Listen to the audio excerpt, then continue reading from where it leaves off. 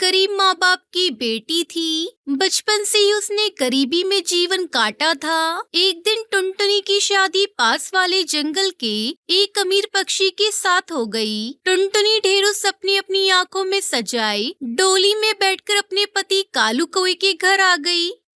अरे बाप रे, कालू जी का घर कितना बड़ा है। ऐसा घर तो मैंने केवल फिल्मों में देखा था।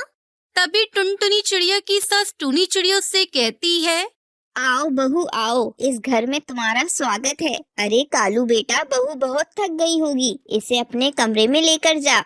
चलो टुनटुनी, मेरा कमरा ऊपर है। दोस्तों, कल की वीडियो में आपने इतने कम लाइक क्यों किए? मुझे बहुत बुरा लगता है। दोस्तों, जब मैं आपके कहने पर कहानी बनाती हूँ और आप बहुत कम लाइक करते हो, और जब आप कम लाइक करते हो तो मुझे वीडियो बनाने का बिल्कुल भी मन नहीं करता है। तो प्लीज दोस्तों, अब इस वीडियो पर जाकर लाइक कर दो। कालू कौवा टुनटुनी चिड़िया को लेकर अपने कमरे में पहुँचता है। टुनटुनी, तुम यहाँ आराम करो, मैं अपने दोस्तों से मिलकर अभी आता हूँ। कालू जी जल्दी आइएगा।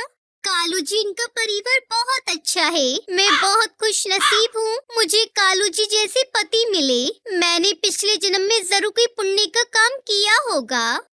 टुनटुनी भी आराम करने जा ही रही थी कि तभी उसकी दो ननंद भूरी और पिंकी चिड़िया वहाँ आ गई। भाभी सो गई क्या? हम आपसे बात करना चाहते हैं। आइए आइए ननंद जी, मैं अकेले बोर हो रही थी। ससुराल के सभी लोग इतने अच्छे थे कि टुनटुनी को अपना मायका भूलने में ज्यादा समय नहीं लगा। समय पंख लगाकर उड़ने लगा। अचानक एक दिन टुनटुनी चिड़िया के सारे सपने चकनाचूर हो गए। कालू कौवे की नौकरी छूट गई। टुनटुनी, मेरी नौकरी अब नहीं रही, मुझे जल्द ही दूसरी नौकरी ढूंढनी होगी, नहीं तो सब कुछ बर्बाद हो जाएगा। अब क्या होगा कालू जी? आपकी तो नौकरी छूट गई, कैसे घर चलेगा? हाँ कालू बेटा, बहू ठीक कह रही है। तुम्हारी दो बहनें भी कुंवारी हैं, उनका ब्याह कैसे होगा बेटा? माँ, तुम चिंता क्यों कर रही हो? मैं दूसरी नौकरी की तलाश करूँगा, जल्दी ही मुझे दूसरी नौकरी मिल जाएगी, फिर सब ठीक हो जाएगा। समय बीतने लगा, लेकिन कालू को दूसरी नौकरी नहीं मिली। कालू का सारा बैंक बैलेंस अपनी बहन पिंकी चिड़िया की शादी में खर्च हो गया। भूरी की शादी करनी बाकी ही थी। ऐसे में एक दिन टुनटुनी अपने पति कालू कौवे से कहती है, कालू जी, आपको पता है मैं माँ बनने वाली हूँ। अगर इसी तरह चलता रहा तो हम अपने बच्चे को कैसे पालेंगे? आपको कोई नौकरी जल्दी ही ढूंढनी पड़ेगी। अरे ढूंढ तो रहा हूँ, पर जब कोई नौकरी मिले तब ना। जंगल में बेरोजगारी है, जहाँ कहीं भी नौकरी का पता चलता है वहाँ जाता हूँ, लेकिन मेरे जाने से पहले पक्षियों की लाइन लगी होती है। कुछ दिन और बीत गए। टुनटुनी चिड़िया तो जुड़वा बेटियों की माँ बन गई। बेटा, सोचा था बहू को बेटा होगा, पर इसके तो खुद दो बेटियां हो गई, वो भी एक साथ। और यहाँ तो अब भूरी चिड़िया के ससुराल वाले शादी जल्द करने का दबाव डाल रहे हैं। बेटा कैसे भी करके अपनी छोटी बहन के हाथ पीले कर दे। ठीक है माँ, ये घोंसला बेच देते हैं, किराए के घर में रह लेंगे। रही बात मेरी बेटियों की, तो वो अभी छोटी हैं, जब तक मेरी नौकरी लग ही जाएगी फिर सब ठीक हो जाएगा। ये आप क्या कह रहे हैं जी? आप घर बेच देंगे तो हम लोग कहाँ रहेंगे? मेरी दोनों बेटियों को क्या होगा? कालू जी, आपको अपनी बेटियों की जरा भी चिंता नहीं। मेरी बेटियां 2 दिनों से भूखी हैं, उन्हें पानी पिलाकर रख रही हूँ। कहीं से मेरी बेटियों के लिए थोड़ा सा दूध ला दीजिए। तुम क्या चाहती हो बहू? मेरा बेटा पड़ोसियों से भीख मांगने जाए, अब उसे नौकरी नहीं मिल रही है तो इसमें इसकी क्या गलती? कालू कौवे का घोंसला अपनी छोटी बहन की शादी में बिक जाता है और पूरा परिवार किराए के घर में रहने लगता है। किराए के घर में अब पैसों को लेकर टुनटुनी और कालू में रोज झगड़ा होने लगा। कालू जी, मुझसे अपनी बेटियों की भूख नहीं देखी जा रही है। मैं इनका गला ही घोट देती हूँ, सारा किस्सा ही खत्म हो जाएगा। रोज रोज के कलेश से तंग आकर कालू कौवे ने नदी में कूदकर आत्महत्या कर ली।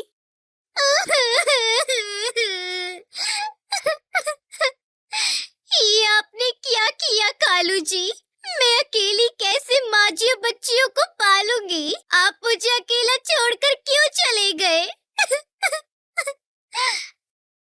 टुनटुनी नदी किनारे बैठे रो रही थी। तभी उधर से गुजर रहे बंटी कबूतर की नजर उस पर पड़ी। अरे टुनटुनी, कैसे तुम्हारे पति ने आत्महत्या कर ली? क्या बात हुई थी? क्या बताऊं बंटी, बस थोड़ी सी घर में कहा सुनी हुई थी। मुझे क्या पता था मेरे पति आत्महत्या कर लेंगे।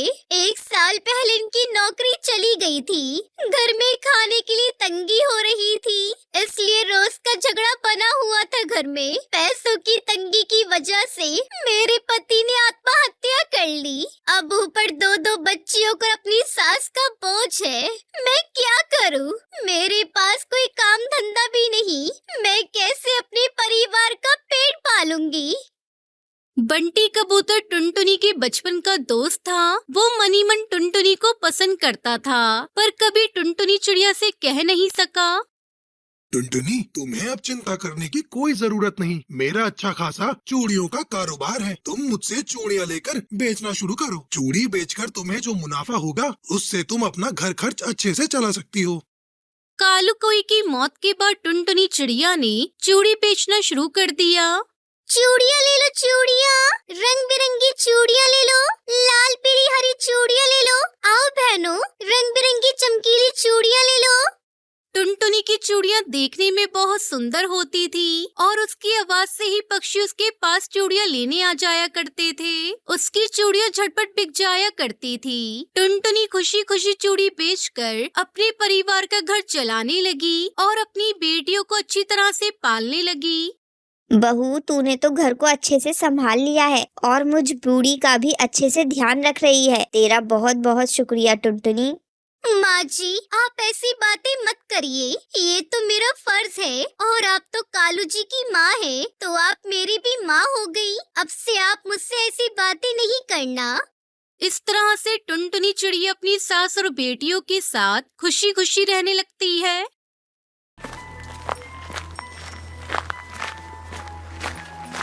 टुनटुनी चिड़िया की शादी को अभी कुछ ही महीने हुए थे। उसका पति कालू को वो मजदूरी का काम करता था।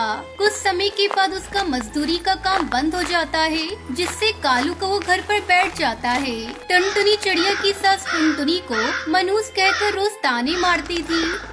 ये मनहूस टुनटुनी चिड़िया जब से यहाँ आई है, मेरे बेटे की नौकरी ही चली गई। पता नहीं कौन सी मनहूस घड़ी में मैं इसे शादी करके घर लाई थी। माँ, तुम क्यों टुनटुनी को भला बुरा कहती रहती हो? इसमें इस बेचारी की क्या गलती है? अगर काम बंद हो गया है तो इसमें इसका कोई दोष नहीं। तब तक आप लोग हमारे इस वीडियो को लाइक और अगर आपने हमारे चैनल को सब्सक्राइब नहीं किया है तो जल्दी से सब्सक्राइब कर लें और कमेंट सेक्शन में जरूर बताएं कि आपको हमारी ये कहानी कैसी लगी। तू चुप कर, इसी के गुणगान करता रहता है। इस मनहूस के लिए मुझसे जुबान लड़ा रहा है। टुनटुनी चिड़िया अपने पति को चुप कराती है और बोलती है, ए जी, आप मेरी वजह से माँ से क्यों बहस कर रहे हो? वो मेरी भी तो माँ है। अगर मुझे कुछ बोल भी दिया तो क्या हो गया? आप काम पर जाओ। कालू कौवा भी छोटा मोटा काम ढूंढ रहा था और जहाँ कहीं उसे कुछ काम मिलता वो कर लिया करता था। टुनटुनी चिड़िया की जेठानी टूनी चिड़िया टुनटुनी से घर का सारा काम करवाती थी। टुनटुनी चिड़िया घर और खेत दोनों को ही सारा काम करती थी। टुनटुनी चिड़िया खेत में शिमला मिर्च के बीज लगा रही थी, तभी उसकी जेठानी वहाँ आ जाती है।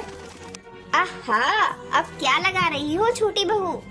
अरे दीदी, देखो ना, मैंने शिमला मिर्च के बीज लगाए हैं। सबको शिमला मिर्च कितनी पसंद है और वैसे भी सब्जी इतनी महंगी हो गई है, बाजार से लेकर खाना तो बहुत मुश्किल है। अगर अच्छी फसल हुई तो 2-4 पैसे भी घर में आ जाएंगे।